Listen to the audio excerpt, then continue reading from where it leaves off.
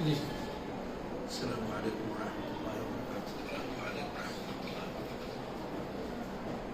یہ آواز نہیں ہے؟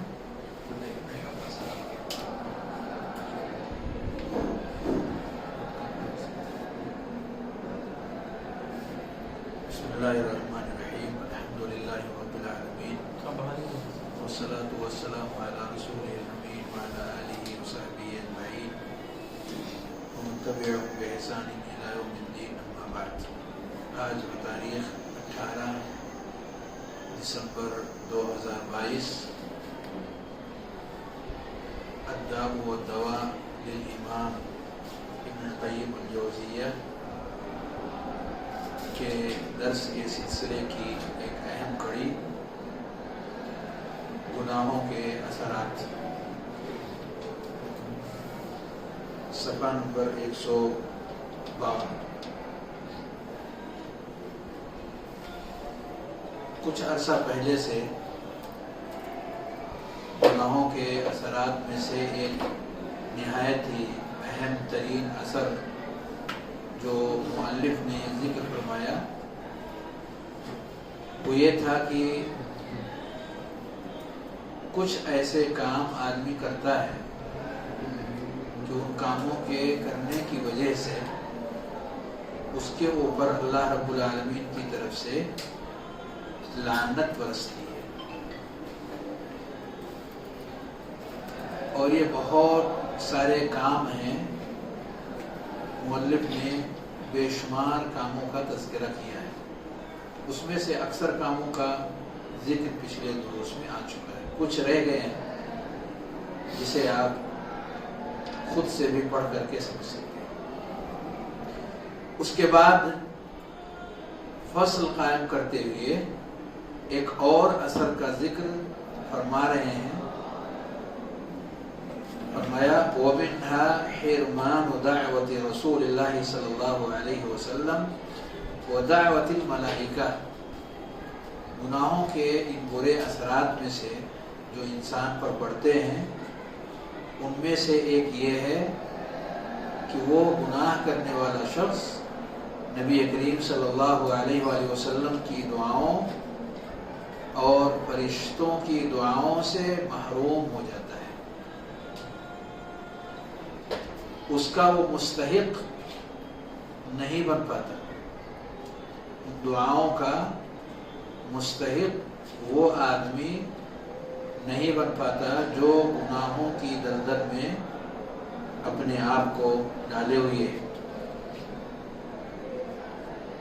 کیونکہ رسول کریم صلی اللہ علیہ وآلہ وسلم کو رب کریم نے یہ حکم دیا کہ آپ مومنوں کے لیے استغفار کریں، یہ اللہ کا حکم۔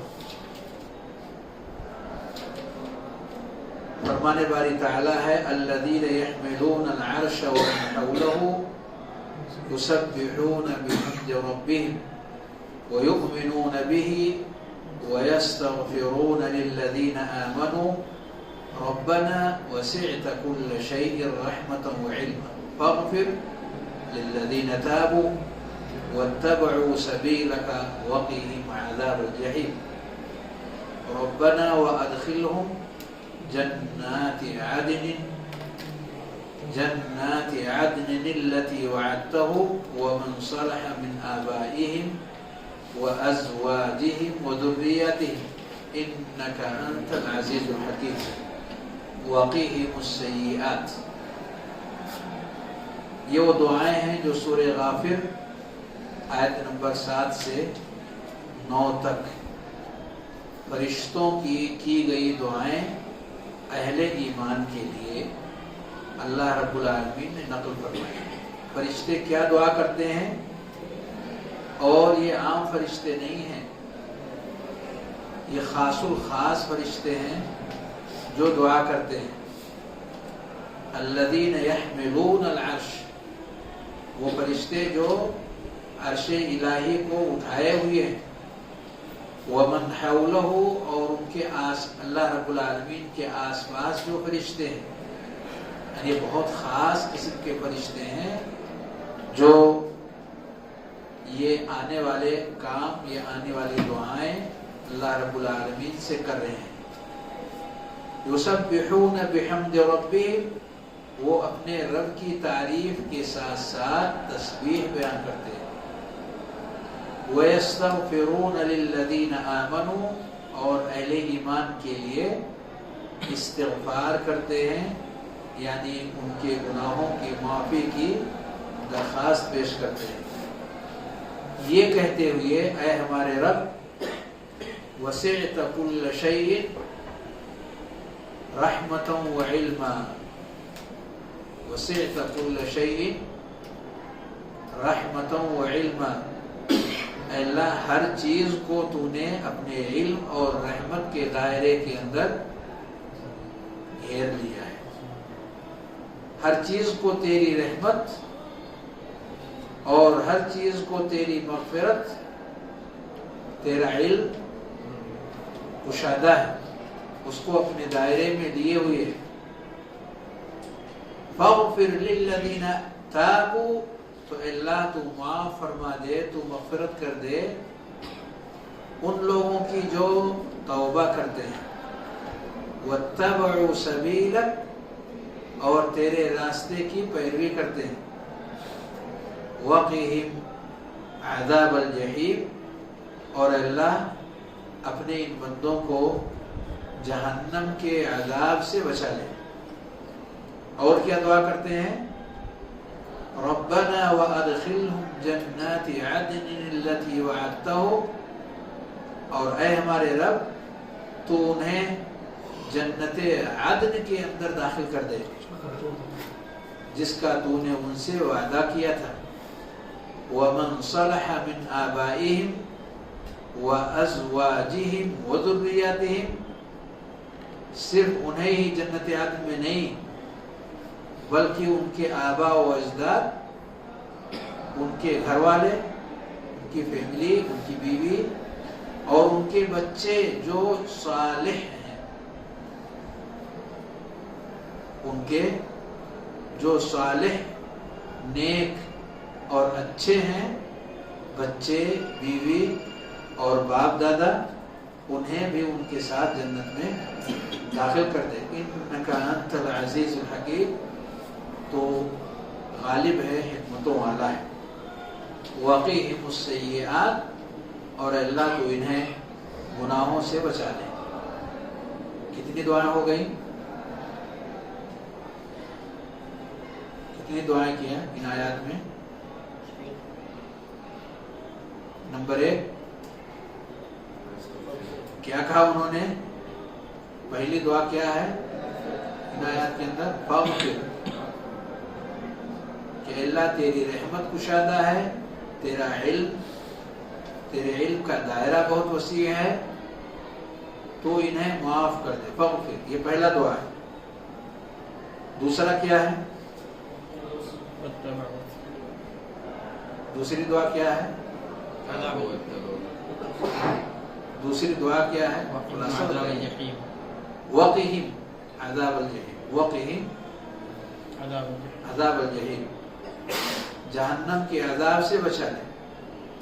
پہلی دعا کیا تھی؟ انہیں معاف کر. دوسری دعا کیا ہے؟ جہنم کے عذاب سے بچا لے.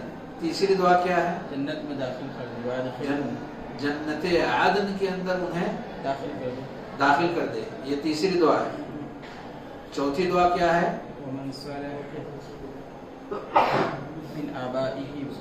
چوتھی دعا کیا ہے؟ چوتھی دعا کیا ہے؟ ان کے صالح اور نیک ماں باپ، بیوی بچوں کو بھی جنت عدن میں ان کے ساتھ اکٹھا کر دے. چوتھی دعا کیا ہے؟ پہلی تیسری دعا تھی کہ اللہ انہیں جنت میں داخل کر دے، جنت عدن میں انہیں داخلہ دے دے. چوتھی کیا ہے؟ ان کے نیک ماں باپ، نیک بیوی اور نیک بچوں کو جنت عدن میں داخل کر دے. کیونکہ آدمی کی نعمت تب مکمل ہوتی ہے جب اس کے ارد گرد میں اس کی فیملی ہو. آدمی کی خوشی تمام کب ہوتی ہے؟ آدمی کی خوشی مکمل طور پر اسے کب محسوس ہوتی ہے؟ جب اس کے فیملی ممبران بھی اس کے ساتھ، اور اگر وہ اپنی فیملی ممبران سے ہٹ کر کے اکیلا ہو اور بہت ساری خوشیاں اسے حاصل ہوں، کیا وہ کچھ محسوس کرے گا؟ کچھ کٹا کٹا سا محسوس کرے گا؟ نہیں محسوس کرتا ہے۔ دنیا میں وہ انسان بہت کچھ محسوس کرتا ہے، کاش کہ ہمارے بھائی ہوتے، ہماری بہنیں ہوتی، ہماری اولاد ہوتی، ہماری بیوی ہوتی، ہمارے والدین ہوتے۔ اس طریقے سے قریبی رشتہ داروں کا وجود اس انسان کے اندر خوشیوں کی کیفیت کو بڑھا دیتی ہے، خوشی کی اور سرور کی جو لذت ہے اسے دوبالا کر دیتی ہے۔ اللہ رب العالمین نے فرشتوں کو یہ توفیق بخشی، خاص فرشتوں کو، کہ جہاں وہ ان کے جنت کے لیے دعا کریں، وہیں ساتھ ساتھ اس جنت میں ان کی فیملی ممبران کے جو اچھے اور نیک لوگ ہیں انہیں بھی ان کے ساتھ داخل کر دیں۔ بس اتنی دعائیں تھیں، اور بھی کوئی دعا ہے؟ کتنی دعا ہو گئی؟ صرف 4 ہی دعائیں ہیں یا اور بھی ہیں؟ گناہوں سے بچا لے، وقیہم السیئات، سب سے آخری دعا، وقیہم السیئات، اور اللہ انہیں گناہوں سے بچا لے۔ پہلی دعا کیا تھی؟ گناہوں کو معاف کر دے، اور آخری دعا کیا ہے؟ گناہوں سے بچا۔ موضوع گناہ کا چل رہا ہے، موضوع گناہ کا چل رہا ہے، گناہوں کے برے اثرات کا چل رہا ہے۔ 2 دعائیں گناہوں سے متعلق، فرشتوں کی خاص، اللہ کے خاص اور مقرر فرشتوں کی دعاؤں، جو 5 دعائیں انہوں نے اہل ایمان کے لیے کی ہیں، ان میں 2 دعا کا تعلق گناہوں سے، 2 دعا کا تعلق گناہوں سے۔ ایک یہ کہ اللہ انہیں گناہوں سے بچا لے، دوسرا یہ جو گناہ ان کی زندگی میں آ جائیں انہیں معاف کر دے۔ پہلا تو یہ کہ اللہ انہیں بچا لے، اور دوسرا یہ کہ اگر گناہ ان سے ہو جائے تو اسے معاف۔ اس سے آپ اندازہ کر سکتے ہیں کہ اتنی دعاؤں میں اگر کسی ایک موضوع کو 2 بار ذکر کیا گیا ہو، 2 حیثیتوں سے اسے لایا گیا ہو، وہ موضوع کس قدر اہم ہو، وہ موضوع کس قدر ان کی نگاہ، جو دعا کرنے والے ہیں ان کی نگاہوں میں اس کی کتنی اہمیت ہماری نگاہوں میں ہے نہیں ہے یہ الگ ہے، لیکن ان کی نگاہوں میں اس کی کتنی حیثیت ہے، ان کی دعاؤں سے اس کا اندازہ کر سکتے ہیں۔ اور ان سے بہتر ہماری سوچ نہیں ہو سکتی۔ انہوں نے جو ہمارے لیے کیا، یہ خاص پاکیزہ ترین مخلوق ہے، جن کی پاکیزگی سے بڑھ کر تصور نہیں کیا جا سکتا۔ ان کی یہ دعائیں ہیں، ان کی یہ خاص ترین دعائیں ہیں۔ گناہ کرنے والے لوگ ان کی دعاؤں سے محروم ہو جاتے ہیں۔ کتنی اہم اہم دعائیں ان فرشتوں نے کیا اللہ کے نیک بندوں کے لیے، مومنوں کے لیے، اہل ایمان کے لیے، کتنی اہم اہم دعائیں ہیں۔ ان دعاؤں سے محرومیت اس شخص کو حاصل ہوتی ہے جو گناہوں کی دلدل سے اپنے آپ کو باہر نہیں نکال سکتا۔ اس کے برے اثرات کہ وہ سب سے کٹ کے الگ ایک دھارے پر چلا جاتا ہے کہ اس دھارے پر چلنے والوں کا کوئی بھی شخص ساتھ دینے کے لیے تیار نہیں ہوتا، یہاں تک کہ ان کے لیے دعاؤں کے جو سلسلے ہیں ان سے بھی وہ محروم کر دیا جاتا ہے۔ ایسے لوگوں کے لیے ان کی دعائیں بھی نہیں ہوتی، اس سے محروم کر دیے جاتے ہیں اگر وہ بندہ اپنے طریقے سے باز نہ آئے۔ یہ تو ہو گئی فرشتوں سے متعلق دعائیں۔ پیارے نبی صلی اللہ علیہ وآلہ وسلم مومنوں کے لیے دعائیں کرتے تھے، مؤلف نے اس کا تذکرہ نہیں کیا، دکھ رہا ہے کہیں؟ اس آیت کریمہ میں فرشتوں نے دعائیں کیا ہے، خاص فرشتوں نے اہل ایمان کے لیے،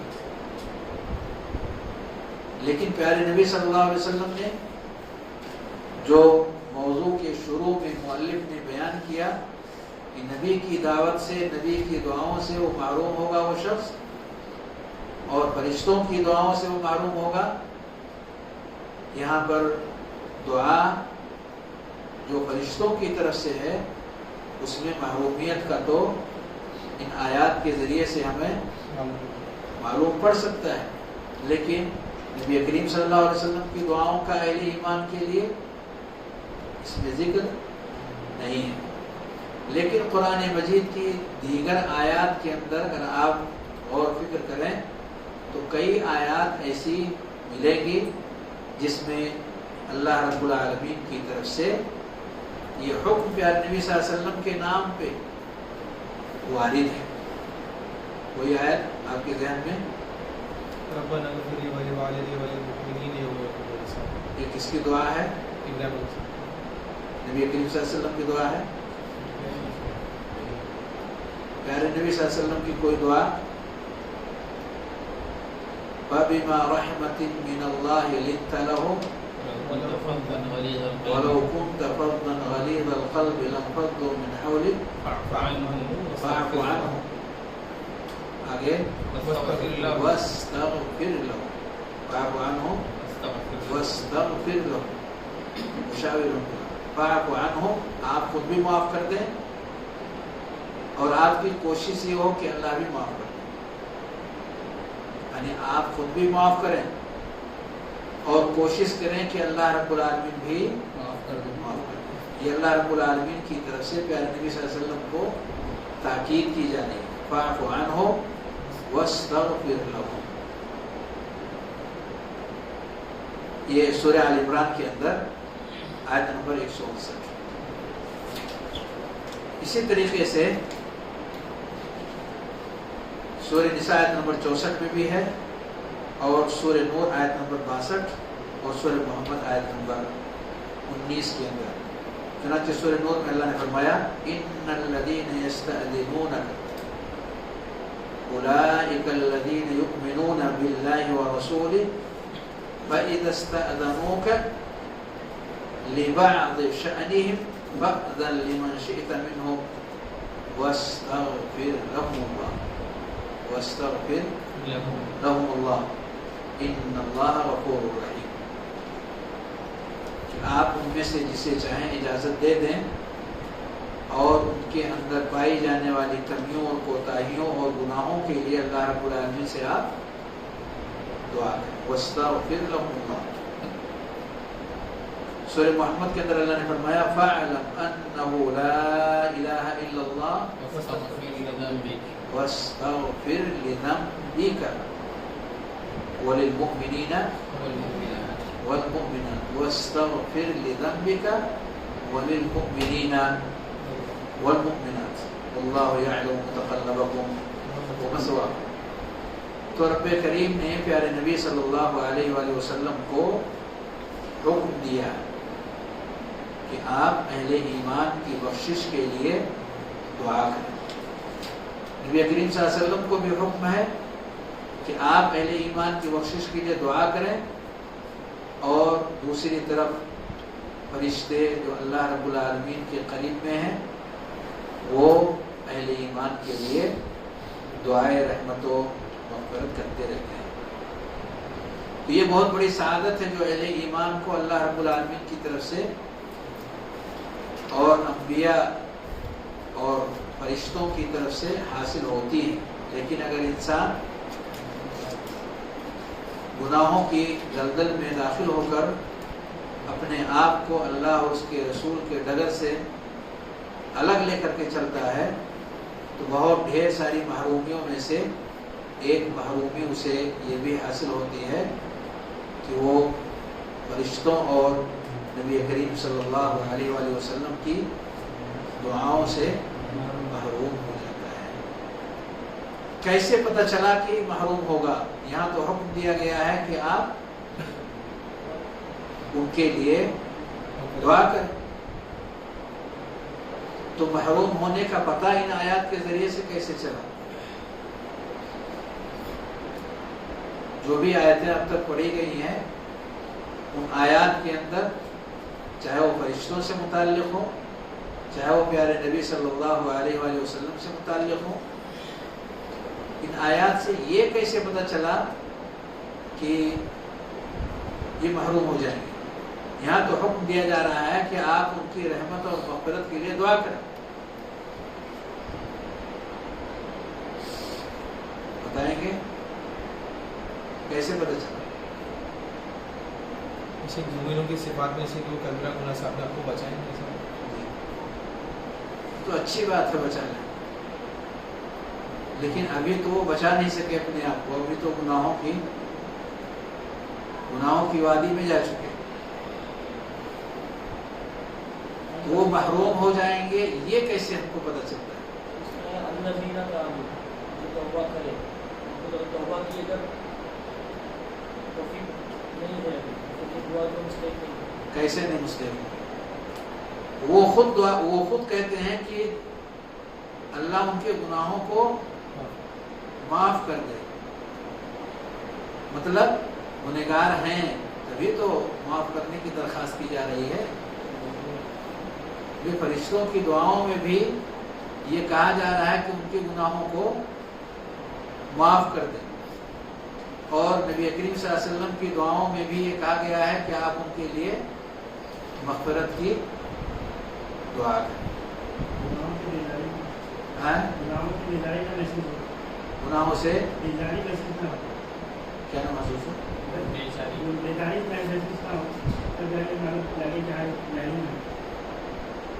کیا کہیں؟ گناہوں سے بیزاری، گناہوں سے بیزاری، یعنی گناہوں سے بیزاری۔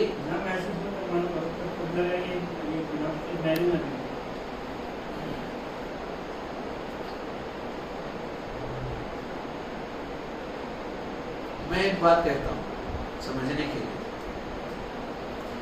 آپ میں سے جو شخص 100 میں سے 90 نمبر لائے گا اس کے لیے یہ انعام ہوگا۔ یہ آپ ہی کا ہے، ڈھونڈ رہا تھا دوسرے کچھ یہی نظر آیا۔ 100 میں سے 90 نمبر جو لائیں گے ان کو یہ انعام ملے گا۔ اگر 89 نمبر آپ لائیں تو آپ اس انعام کو مستحق ہوں گے، اور 80 نمبر لائیں تو 85 نمبر لائیں تو مستحق ہوں گے نہیں ہوں گے۔ حالانکہ پاسنگ مار دیکھا جائے تو 60 کے اوپر سارے کے سارے لوگ پاس ہیں، لیکن اس انعام کے آپ مستحق قرار پائیں گے یا نہیں؟ حالانکہ آپ پاس، پھر بھی آپ اس انعام کے مستحق۔ یہ مثال میں نے کیوں دیا ہے؟ سمجھنے کے لیے، یہ مثال میں نے دیا ہے صرف سمجھنے کے لیے۔ جو موضوع ہم لوگوں کا ہے اس موضوع کو ذہن نشین کرنے کے لیے۔ گناہ کرنے سے ایمان بڑھتا ہے یا کم ہو جاتا ہے؟ کم ہوتا ہے۔ اور نیکیاں کرنے سے انسان کا ایمان بڑھتا ہے۔ انسان جس قدر نیکیاں کرتا جائے گا ایمان بڑھتا جائے گا، جس قدر گناہ کرتا جائے گا ایمان بڑھتا جائے گا۔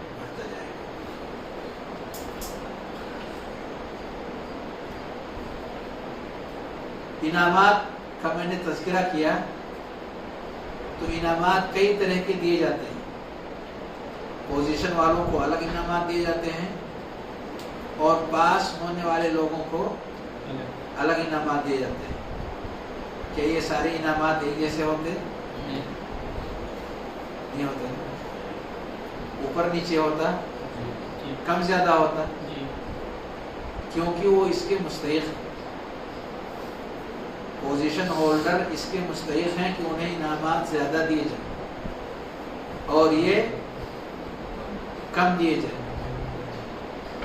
یہاں محرومیت کی جو بات کہی گئی ہے وہ اعلیٰ درجے کے انعام سے محروم ہے، پورے انعام سے نہیں، اعلیٰ درجے کے۔ کہا گیا جنت میں نہیں جائیں گے، جنت میں نہیں جائیں گے۔ کون نہیں جائیں گے؟ جو گنہگار ہیں۔ اہل شرک کی بات نہیں کر رہا ہوں، اہل کفر کی بات نہیں کر رہا ہوں، اہل ایمان کی بات کر رہا ہوں۔ جنت میں نہیں جائیں گے، کیا یہ سچ ہے؟ پہلے جس میں نہیں جائیں گے، یہ سچ ہے، کیونکہ جنت میں جانے والے کے لیے طہارت ضروری ہے، پاکیزگی ضروری ہے،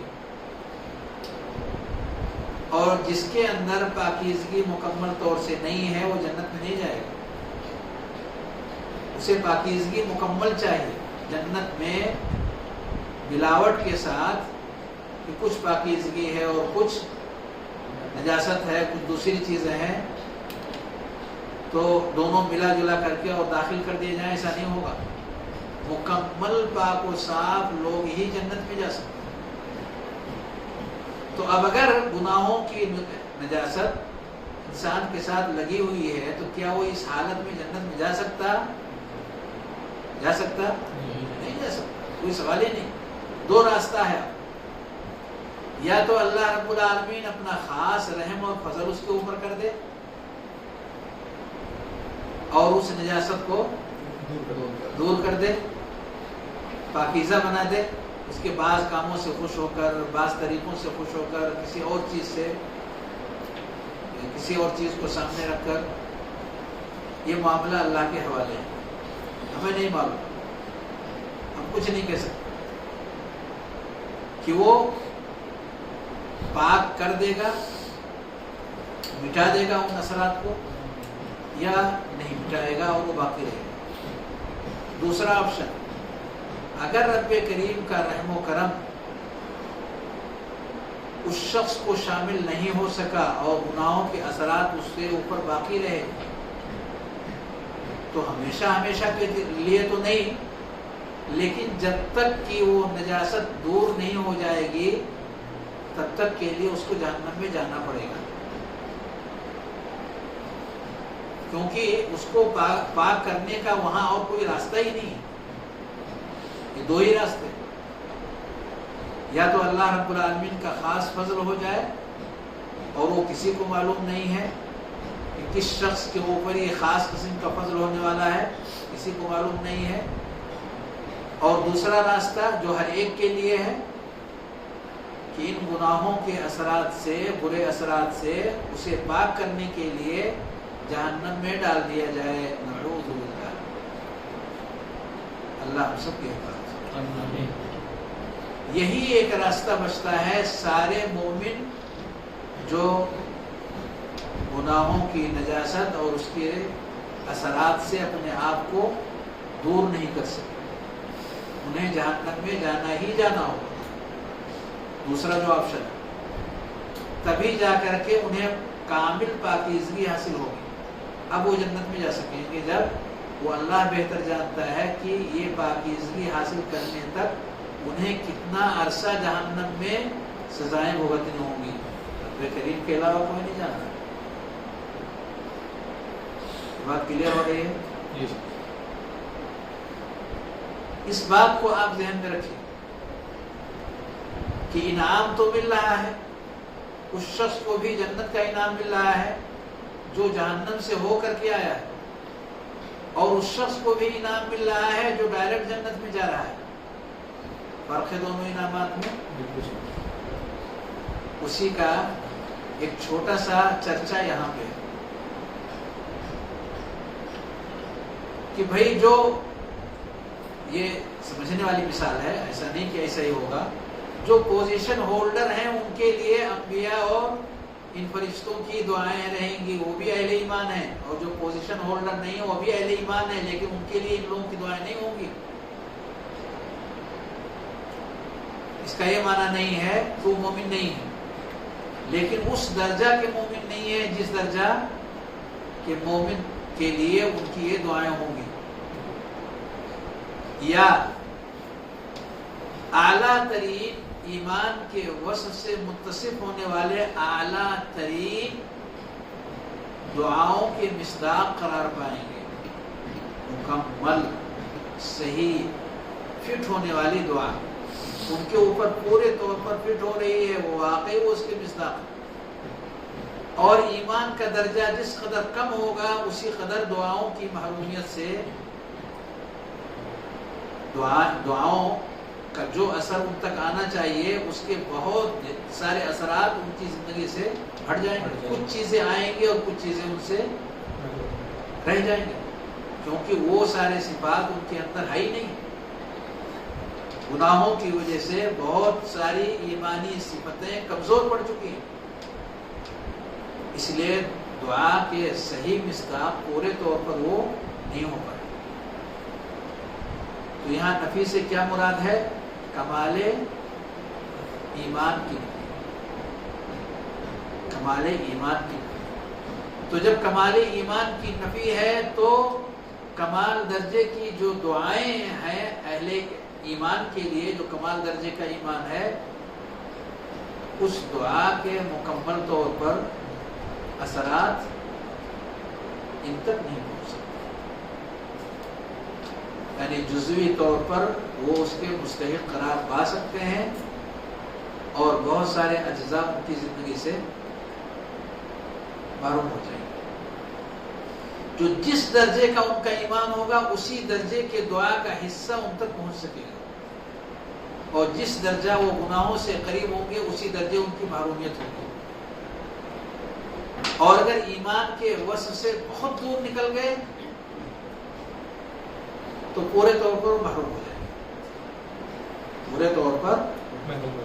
اگر اصل ایمان ان کی زندگی سے نکل گیا تو قطعی طور پر ان کے لیے دعا کا کوئی حصہ نہیں پہنچنے والا۔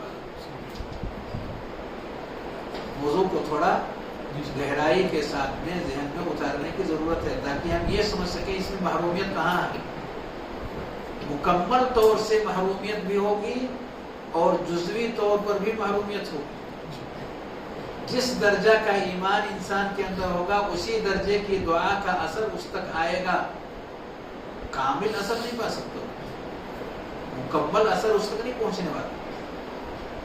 اور جس درجہ وہ گناہوں کی دنیا سے قریب ہوگا اسی درجہ وہ ان دعاؤں سے محروم ہونے کا مصداق قرار پائے گا۔ تو کہیں جزوی ہے کہیں کلی ہے۔ اب وجہ سمجھ میں آیا؟ جی آیا؟ بتائیے۔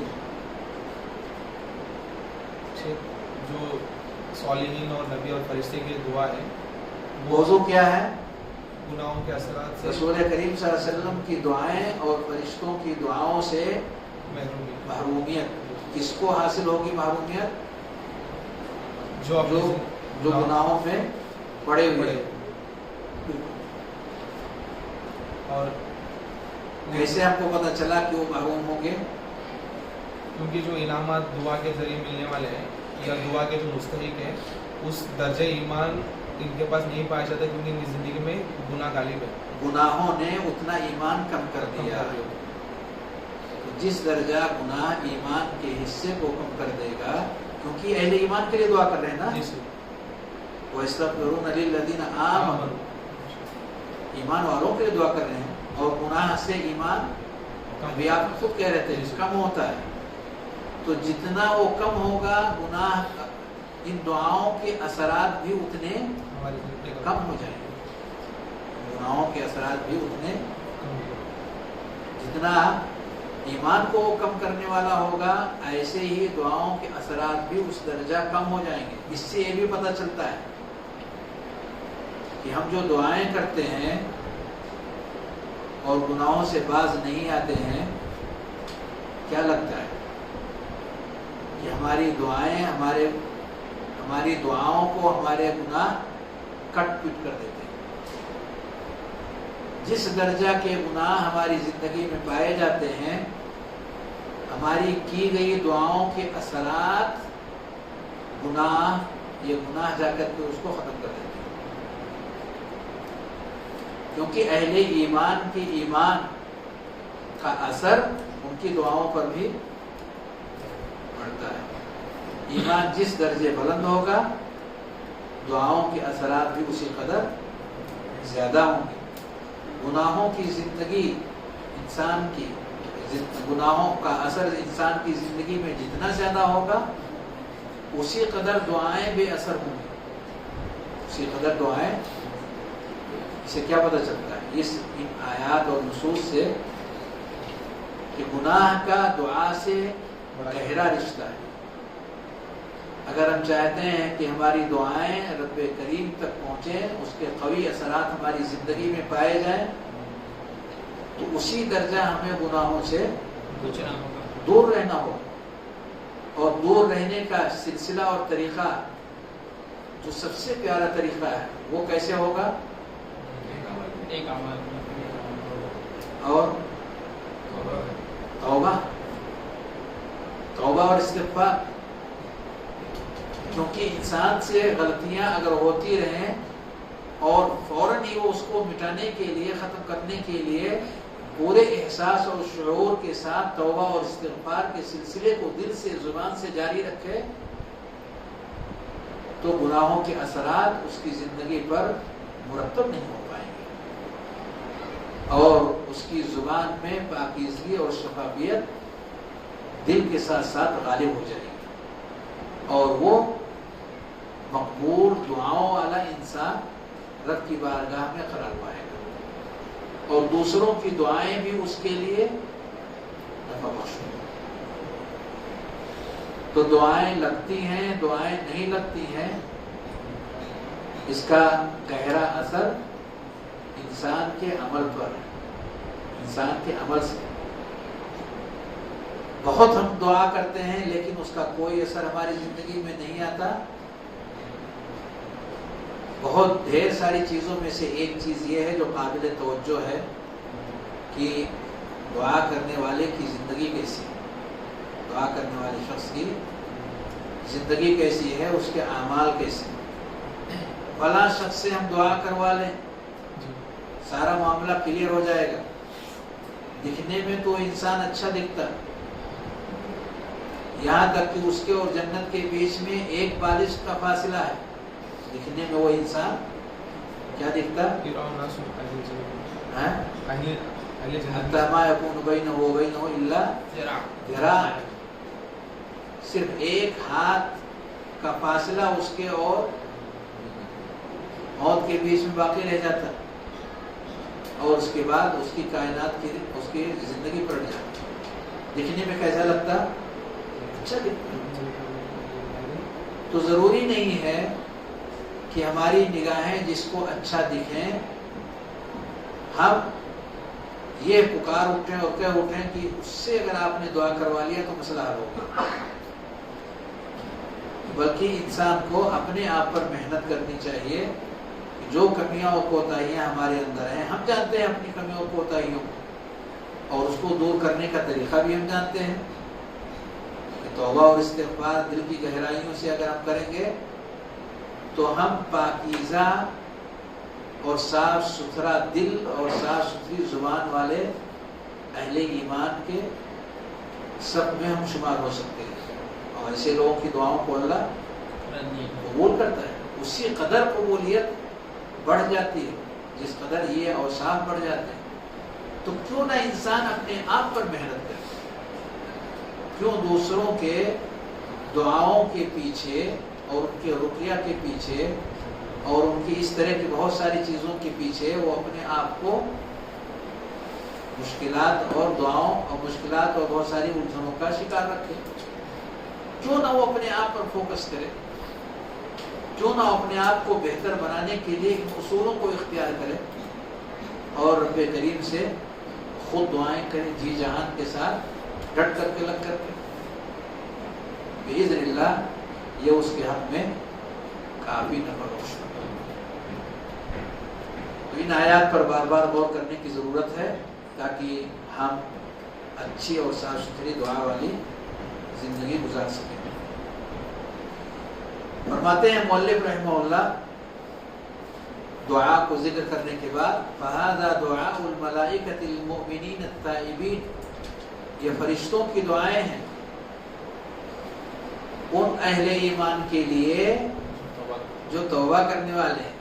یعنی ایمان میں اگر زنگ لگتا ہے، ایمان میں اگر گناہوں کی وجہ سے کمیاں آ جاتی ہیں تو بار بار وہ توبہ کرتے ہیں۔ للمؤمنین التائبین، ایسا نہیں کہ گناہ میں گئے تو گئے، اب زبان کو اور دل کو توبہ اور استغفار سے آباد نہیں کرتے، ایسا نہیں۔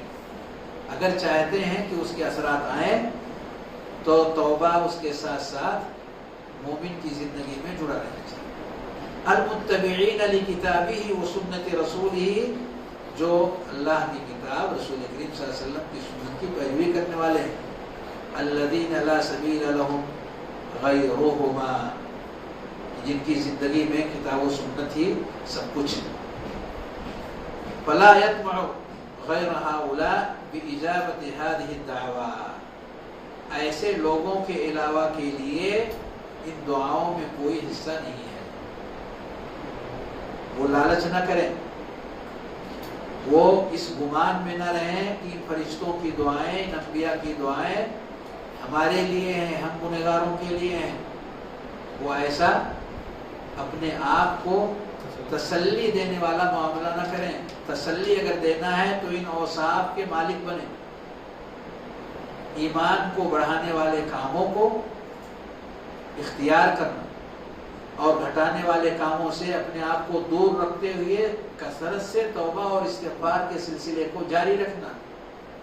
زندگی کتاب و سنت کے جو عظیم الشان اصول ہیں ان کی روشنی میں گزارنا۔ اگر یہ سسٹم اور یہ طریقہ ہے تو ایسے لوگوں کے لیے یقیناً خود ان کی اپنی دعائیں نفع بخش ہیں، ان کے لیے کی گئی دعائیں جو انبیاء اور فرشتوں کی طرف سے ہیں وہ بھی ان کے لیے نفع بخش ہیں، اور سارے لوگوں کی دعائیں ان کے لیے نفع بخش ہیں، اور قریب ہے کہ اللہ ان سب کی دعاؤں کو قبول کر لے۔ اذا لم يتصف بصفات المدعو له بها، جن کے لیے دعائیں کی جا رہی ہیں ان کے اندر فلاں اور فلاں صفت کا پایا جانا ضروری ہے۔ اگر ایمان کی صفت پائی جا رہی ہے تو یقیناً ایسے لوگوں کے لیے اوروں کی دعائیں نفع بخش، اور اگر ایمان کے صفات سے وہ اپنے آپ کو دور رکھ رہا ہے تو اسی قدر وہ اوروں کی دعاؤں کے اثرات سے بھی اپنے آپ کو دور رکھے گا۔ اللہ ہم سب کی حفاظت فرمائے، اچھے اور بھلے کام کرنے کی توفیق بخشے، ہر طرح کے گناہوں سے ہمیں دور رہنے کی اور اچھے اچھے کام کرنے کی توفیق عطا فرمائے۔ صلی اللہ علیہ وسلم محمد وعلی آلہ وصحبہ۔ السلام علیکم ورحمۃ اللہ۔